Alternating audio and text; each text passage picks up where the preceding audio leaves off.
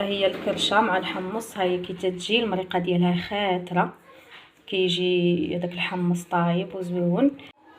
السلام عليكم البنات، كي دايرين؟ لاباس عليكم؟ هانيه اليوم جيتكم بفيديو جديد. اليوم غندير عندي هنايا الكرشه، عندي واحد الزلافه ديال الحمص وهانتوما معايا.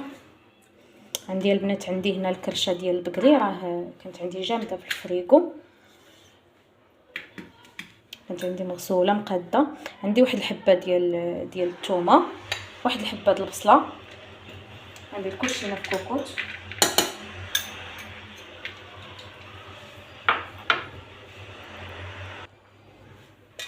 عندي واحد الحبه د المطيشه حكيتها.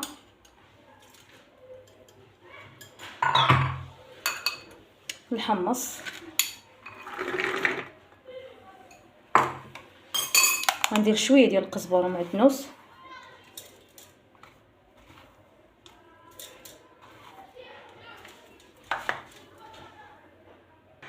دابا غنضيف العطريه. عندي هنا واحد رص المعلقه صغيره ديال الابزار،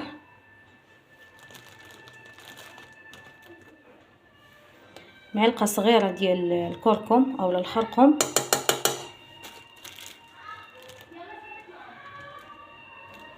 معلقه صغيره عامره ديال التحميره، رويسه ديال معلقه صغيره سكينجبير. دابا غنضيف الملح،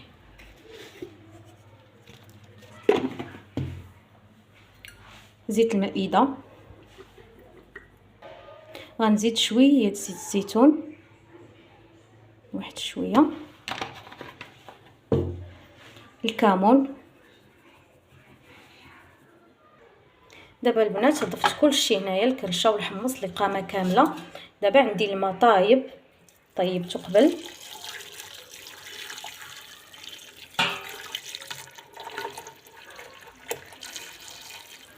صافي غادي نسد على الكوكوط ديالي ونخليه هادشي يطيب كله، وبقاو معايا تتشوفوا الشكل النهائي. المهم البنات، ها هي الكرشه مع الحمص. هاهي كي تتجي المريقه ديالها خاطره، كيجي هذاك الحمص طايب وزويون. كنقدم لكم هذا الطبق بالصحه والراحه، وما تنساوش لايك. السلام عليكم، مع فيديو جديد.